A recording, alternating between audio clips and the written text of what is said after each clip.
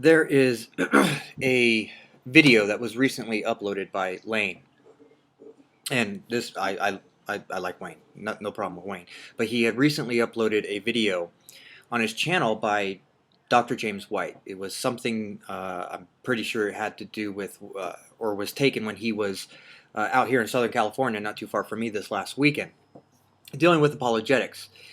And this short clip, 2.5 minute video, Dr. White was sharing his opinion on who can and cannot engage in apologetics. And his argument was thus: if you are not a member in good standing with a church, you cannot engage in apologetics. He went so far as to say, if you are not a member in good standing with the church, you are not even allowed to hand out tracts to people. And his concern was that there are too many people out there that are not members of church, that are out there doing apologetics and theology and such, who have no accountability. And these people should not be making videos. These people should not be engaging in apologetics, was the gist of what he was saying in this short video. Now, let me first off say this. I love James White. I read his books. I listen to his debates. He's been a great encouragement and very edifying to me in my walk and in my journey in studying theology in God's Word. So this is, please do not take this as a James White bashing video, because it is not. However, I wholly disagree with what he was saying. Not all of it, not in totality, but I disagreed with the extreme sense in which he said regarding him going up to the Mormon conferences and then those who go with him, that he would not even allow someone to pass out a tract unless they were a member in good standing of a church. It is that where I disagreed with him. I understand his concern, his motivation, that about people, too many idiots out there don't know what they're talking about, and they're leading people astray, what have you. I understand the concern, and I agree with his concern. It was just the extreme, you can't even hand out a tract. In other words, you can't even tell someone about Jesus Christ unless you're a member of a church. And it is at that point that I said, whoa, I wholly disagree with this.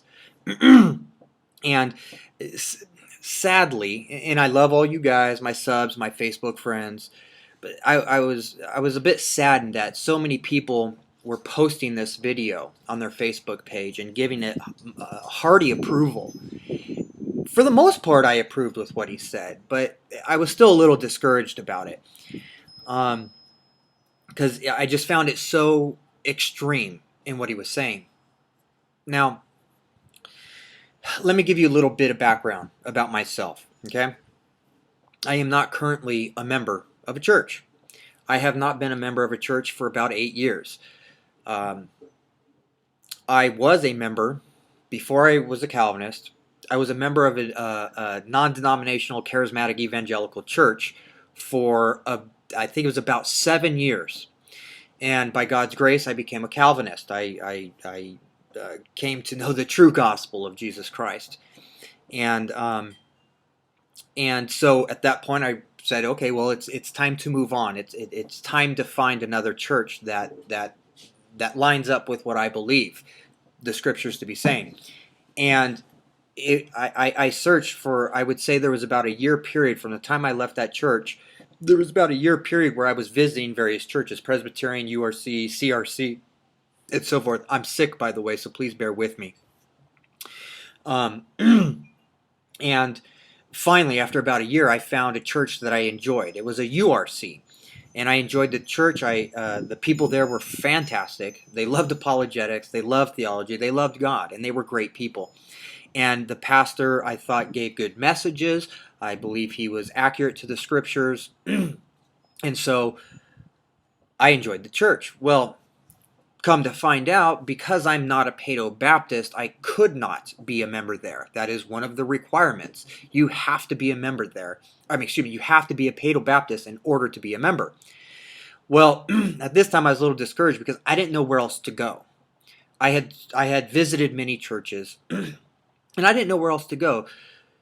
So I didn't know what to do about this issue of membership. So I just wrote it out. I just stayed there.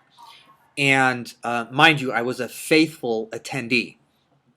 And I knew the pastor. I knew the elders. They knew me. We had meetings. I knew the people. We hung out.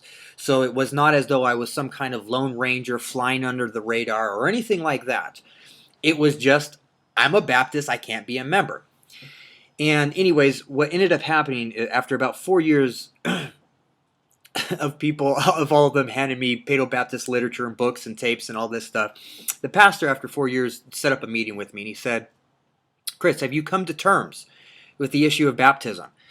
And I said, yeah, I believe paedo-baptism is unbiblical. And he said, well, then it's time for you to leave. You need to find another church. Oh, and by the way, you're not saved either. Now, had I known that that was his position ahead of time, I would have left that church a long time ago. One can think of Paul's anathema given in Galatians 1 about adding to the gospel of Christ. So I'm actually concerned for his own salvation. But nevertheless, it was time to move on. So I started doing some internet searching. And by God's grace, I found a Reformed Baptist church that was not terribly close to my house, but not terribly far either. And I had started going to that church, and I was there for about 2 years. And I faithfully attended. I had meetings with the pastors. I was getting to know people, so forth. Same thing. I was not flying under the radar. I was not a lone ranger. And I faithfully attended. But I did not jump into membership. And that's the issue. I believe in church membership. I believe that people should be members of church. So I'm not arguing against that. I believe in church membership. However, due to my 7 years in an Arminian church, and then a church that I wanted to be a member of, but couldn't because I wasn't a Paedo-Baptist, and then only to find out that he's a heretic, that really made me very cautious about jumping into membership somewhere. It took me 4 years to figure out that that pastor was a heretic.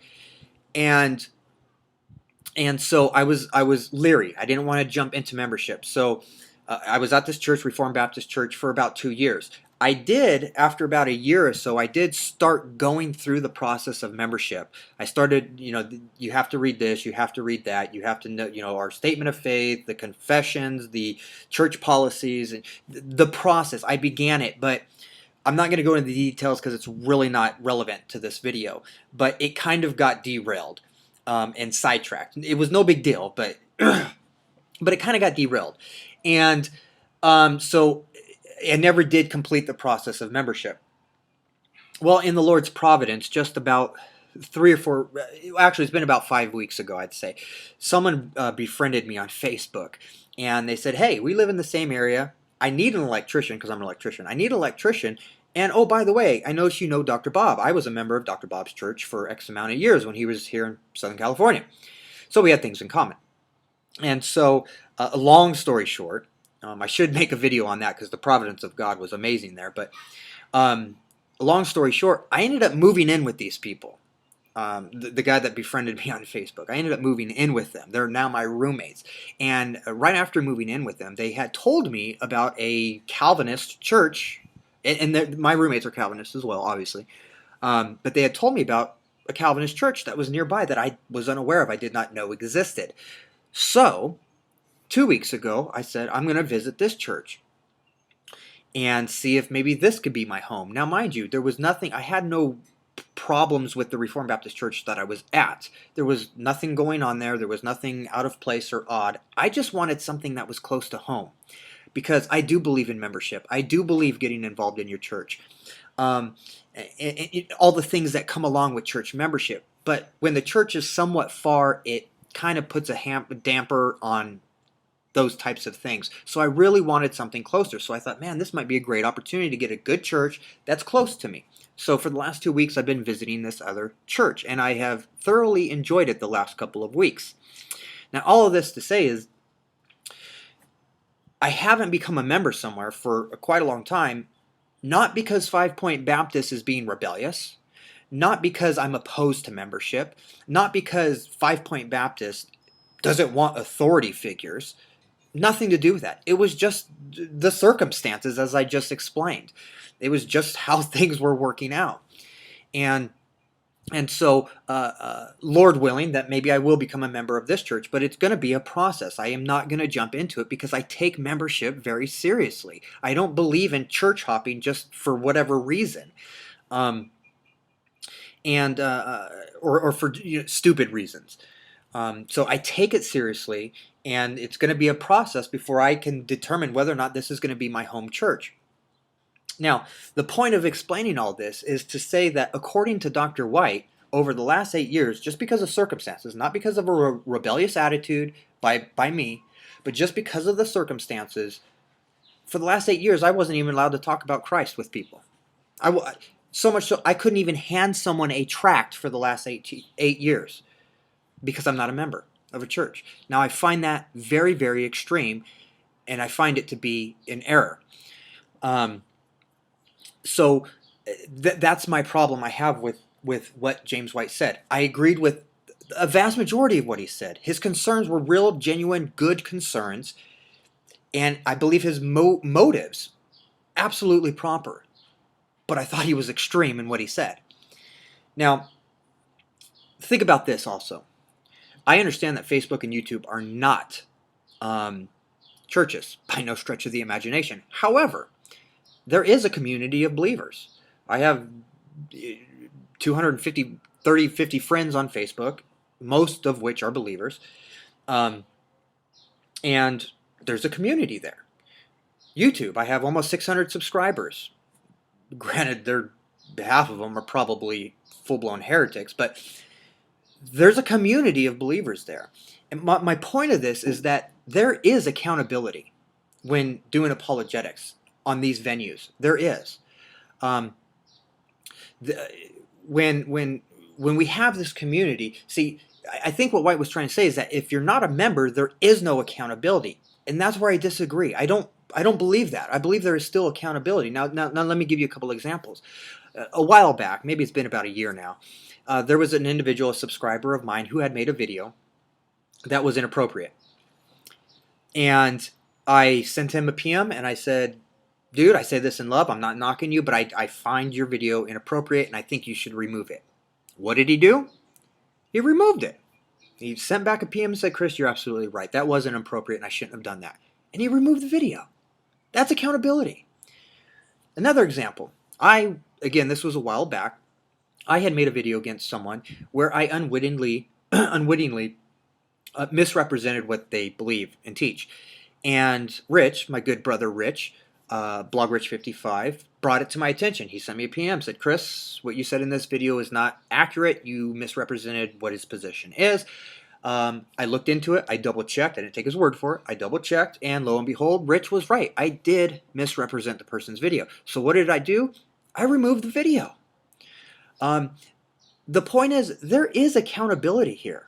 There is. Now, is it the same as church? Is it the same thing? No, it's not the same thing. We don't have church discipline on YouTube. We don't have excommunication on YouTube, which I wholly agree with those issues. But there is accountability. And also, further, let's think about it like this. If there is no,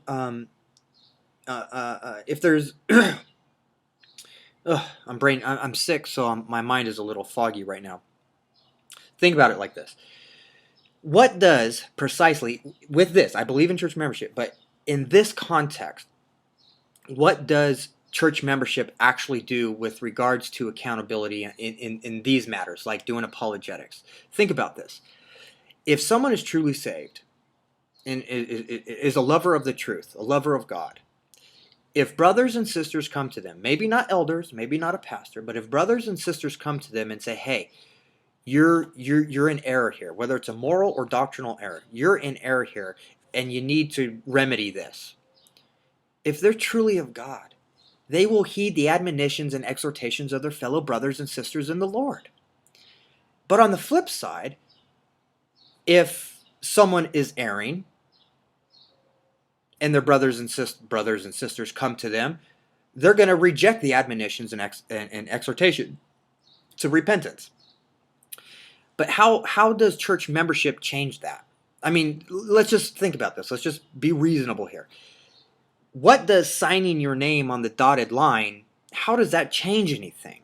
If someone has an obstinate and rebellious heart, they're going to be obstinate or rebellious whether or not they're a member of a church. If someone is attending a church for a year or 10 years, but they're not members, if they are caught in an error and the elders and pastors come to them and say, hey, remedy this, or you're going to be put under discipline and then ultimately excommunicated, if someone is truly obstinate and rebellious, they're just going to give them the finger, so to speak, right?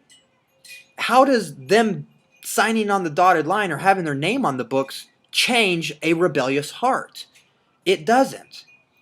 And even if they're not a member, okay, even if they're not a member of the church that they've been attending for 10 years, and their elders and pastors came to them and said, hey, we've caught you in error, we've caught you in sin, you need to remedy this. If they're truly of God, whether or not their name is on the books, they'll say, I agree, you're right, thank you for calling this to my attention, thank you for smacking me across the face and making me realize this. Your name on the books doesn't change your heart. You see what I'm saying? It doesn't affect anything. A rebellious person will be rebellious whether or not they're a member, and a truly, genuinely saved individual is going to heed the admonitions and exhortations whether or not they're a member. So the accountability there, I agree there is accountability, but how much can that really do in the grand scheme of things? It's limited because it's limited by the heart of the individual that's being dealt with, and your name on the books doesn't change that. Also, let's think about it like this. Dr. James White, whom I love, I'm not bashing him, but think about what he said. He says, unless you're a member of a church and in good standing, you can't do apologetics. It would be sin. But I wonder how he would feel about a Unitarian that's a member of their church. Are they allowed to do apologetics and they're no longer in sin, even though they're teaching heresy? What about just an Arminian that as B.B. Warfield called it, will worship, okay? And that's what it is with, the free will crowd. It's will worship. So William Lane Craig, for instance, is a member of a church, I'm assuming, okay?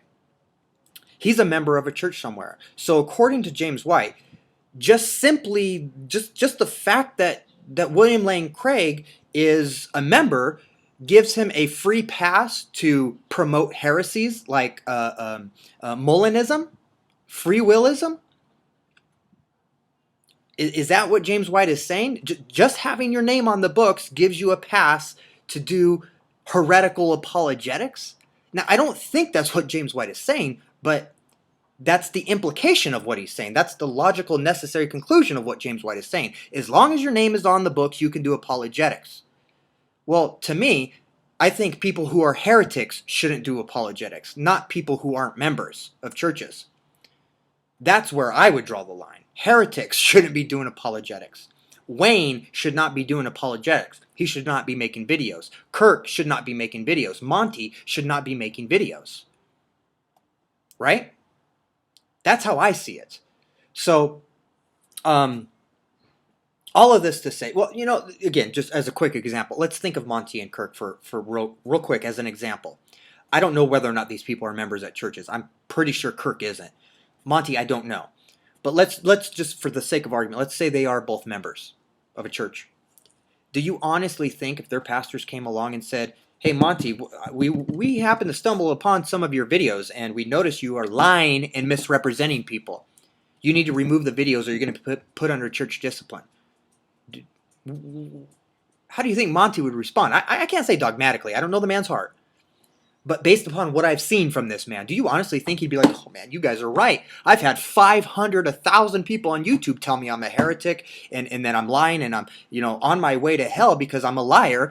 But since you guys say it, I'm all of a sudden going to heed the warning? Come on. Let's be real. Same thing with Kirk. If his pastor came along and said, hey, you have a medical problem, I think. You have a medical problem and you need to seek medical attention.